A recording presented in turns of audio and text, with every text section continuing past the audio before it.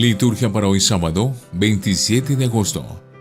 Santa Mónica, memoria obligatoria blanco.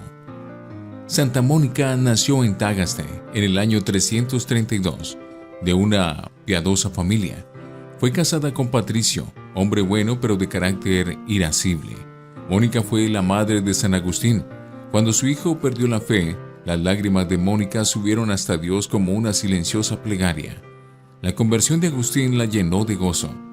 Era ya lo único que le faltaba aquí en la tierra. El Señor la llamaba hacia sí cuando en el puerto de Ostia se preparaba a embarcarse hacia el África.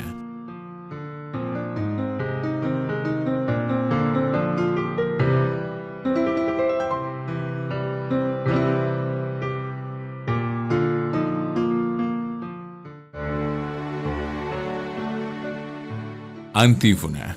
La mujer que teme al Señor merece reconocimiento.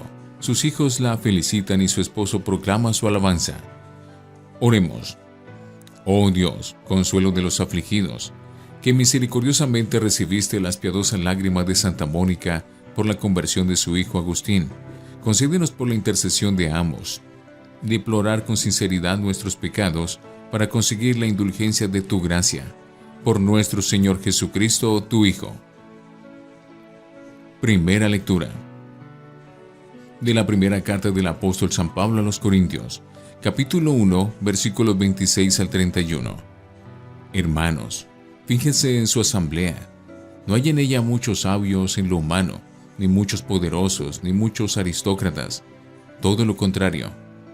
Lo necio del mundo lo ha escogido Dios para humillar a los sabios, y lo débil del mundo lo ha escogido Dios para humillar el poder. Aún más, ha escogido la gente baja del mundo, lo despreciable, lo que no cuenta para anular a lo que cuenta, de modo que nadie pueda gloriarse en presencia del Señor. Por Él ustedes son en Cristo Jesús, el cual hizo Dios para nosotros sabiduría, justicia, santificación y redención. Y así como dice la Escritura, el que se gloríe en el Señor. Palabra de Dios. Salmo 32. Dichoso el pueblo que el Señor se escogió como heredad. Dichosa la nación cuyo Dios es el Señor, el pueblo que Él se escogió como heredad. El Señor mira desde el cielo, se fija en todos los hombres. Dichoso el pueblo que el Señor se escogió como heredad. Los ojos del Señor están puestos en sus fieles, en los que esperan en su misericordia, para librar sus vidas de la muerte y reanimarlos en tiempo de hambre. Dichoso el pueblo que el Señor se escogió como heredad. Nosotros aguardamos al Señor. Él es nuestro auxilio y escudo. Con Él se alegra nuestro corazón, en su santo nombre confiamos. Dichoso el pueblo que el Señor se escogió como heredad. Aleluya, aleluya, aleluya. Les doy un mandamiento nuevo, dice el Señor, que se amen unos a otros como yo los he amado. Aleluya, aleluya, aleluya. Del Santo Evangelio según San Mateo, capítulo 25, versículos 14 al 30. En aquel tiempo dijo Jesús a sus discípulos esta parábola. Un hombre, al irse de viaje, llamó a sus empleados y los dejó encargados de sus bienes. A uno le dejó 5 talentos de plata, a otro 2, a otro 1, a cada cual según su capacidad. Luego se marchó. El que recibió 5 talentos fue enseguida a negociar con ellos y ganó otros 5. El que recibió 2 hizo lo mismo y ganó otros 2. En cambio, el que recibió 1 hizo un hoyo en la tierra y escondió el dinero de su señor. Al cabo de mucho tiempo, volvió el señor de aquellos empleados y se puso a ajustar las cuentas con ellos. Se acercó el que había recibido 5 talentos y le presentó otros 5, diciendo: Señor, 5 talentos me dejaste. Mira, he ganado otros 5. Su señor le dijo: Muy bien, eres un empleado fiel y cumplidor. Como has sido fiel en lo poco, te daré un cargo importante. Pasa al banquete de tu señor. Se acercó luego el que había recibido 2 talentos y dijo: Señor, 2 talentos me dejaste. Mira, he ganado otros 2. Su señor le dijo: Muy bien, eres un empleado fiel y cumplidor. Como has sido fiel en lo poco, te daré un cargo importante. Pasa al banquete de tu señor. Finalmente se acercó el que había recibido un talento y dijo: Señor, sabía que eres exigente, que ciegas donde no siembras y recoges donde no esparces. Tuve miedo y fui a esconder tu talento bajo la tierra. Aquí tienes lo tuyo. El Señor le respondió: Eres un empleado negligente y holgazán. ¿Con qué sabías que ciego donde no siembro y recojo donde no esparzo? Pues debías haber puesto mi dinero en el banco, para que, al volver yo, pudiera recoger lo mío con los intereses. Quítenle el talento y désenlo al que tiene 10, porque al que tiene se le dará, y le sobrará, pero al que no tiene, se le quitará hasta lo que tiene. Y a ese empleado inútil échenlo fuera, a las tinieblas, allí será el llanto y el rechinar de dientes. Palabra del Señor. Gloria a ti, Señor Jesús. Oremos. Te suplicamos, Señor, que este sacrificio que te ofrecemos en la conmemoración de Santa Mónica nos obtenga el perdón de los pecados y la salvación eterna. Por Jesucristo nuestro Señor. Antífona. El reino de los cielos se parece a un comerciante con perlas finas, que al encontrar una de gran valor, se va a vender todo lo que tiene y la compra. Oración después de la comunión. La acción divina de este sacramento en esta fiesta de Santa Mónica, Dios Todopoderoso nos ilumine y nos inflame, para que ardamos siempre en santos deseos y abundemos en buenas obras.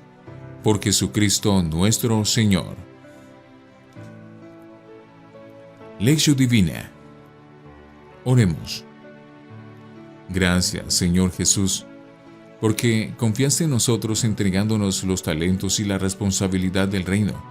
Con la parábola de hoy nos abre los ojos sobre nuestros pecados de omisión y mediocridad. Concédenos tener mucho amor para recibir más amor. Amén. Lectura. Creatividad de los talentos. Hoy concluye la lectura continua de Mateo con la parábola de los talentos, dentro del contexto del discurso escatológico de Jesús. El destinatario de la parábola en su redacción actual es la comunidad cristiana. Al igual que en la precedente parábola de las 10 doncellas, se urge la actitud de alerta a la espera del Señor, pero con un marcado acento sobre la creatividad. Un rico señor que se ausenta confía sus bienes a 3 de sus empleados para que los hagan redituar, según la capacidad de cada uno. Es fácil entender que el Señor es Cristo. Su ausencia, la ascensión al cielo, su vuelta, la parusia. Los empleados son los cristianos, a quienes se pide vigilancia productiva en el tiempo eclesial de la espera. Los talentos son los dones del reino de Dios en la persona de su Hijo. El rendimiento de cuentas es el examen del juicio, y la sentencia es la participación o exclusión del reino, simbolizando una vez más en la imagen habitual de un banquete. Cuando el amo vuelve y se pone a ajustar cuentas, los 2 primeros empleados pueden presentar un balance muy positivo de la gestión de sus talentos. Un talento era una cifra considerable de 10,000 denarios. Ellos lo han hecho redituar al 100%. Por eso, son felicitados por su Señor, que los recompensa con un cargo importante y los admite a su banquete. Pero a continuación entra en escena el tercer empleado, que a partir de aquí centra la atención del relato parabólico. Este perezoso devuelve íntegro su talento, su millón diríamos. Así piensa él, está en regla con su amo. Ha sido un holgazán, pero ahora se las da de exacto y cumplidor. No obstante, el Señor lo condena por sus propias palabras. Ya se ve que era el menos capaz e inteligente de los 3. El tercer empleado, que no malgasta el dinero, sino que se limita a conservarlo, parece no hacer nada malo y sin embargo es castigado. ¿Por qué? Precisamente por no haber explotado su talento, es decir, por su pecado de omisión. Pero abramos los ojos. En el empleado inútil y abstencionista estamos retratados todos con mayor o menor intensidad de luz.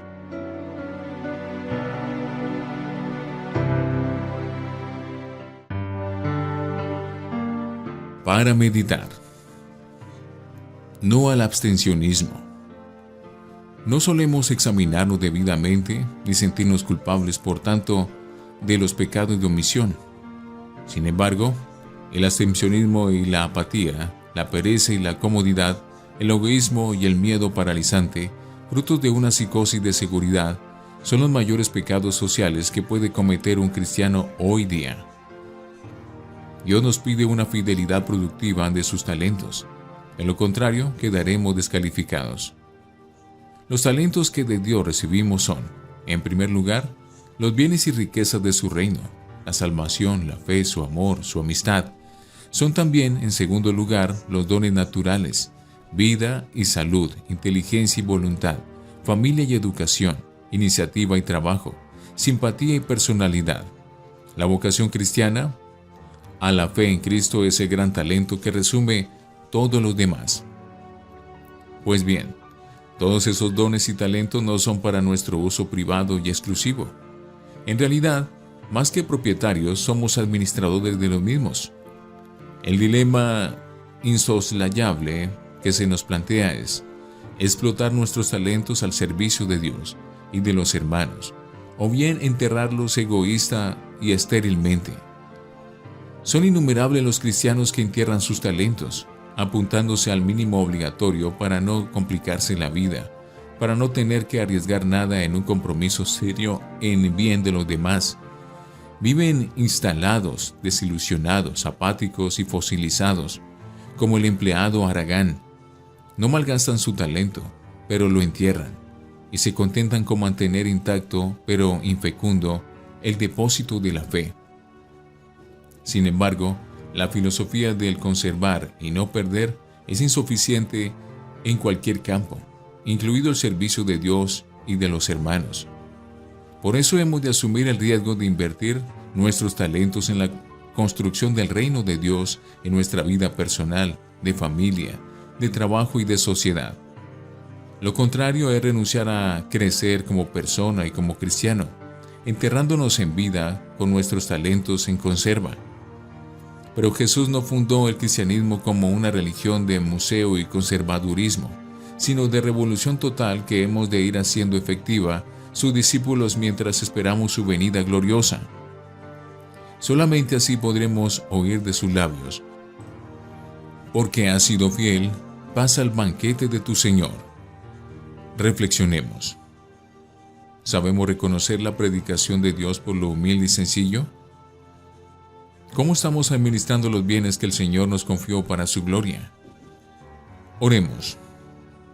Acompáñanos, Señor, con tu espíritu de creatividad para que, haciendo redituar los talentos que nos diste para el servicio del reino de Dios y de los hermanos, merezcamos en tu venida escuchar de tu labio las palabras dirigidas al servidor fiel y responsable. Entra tú también en el gozo del banquete de tu Señor. Amén.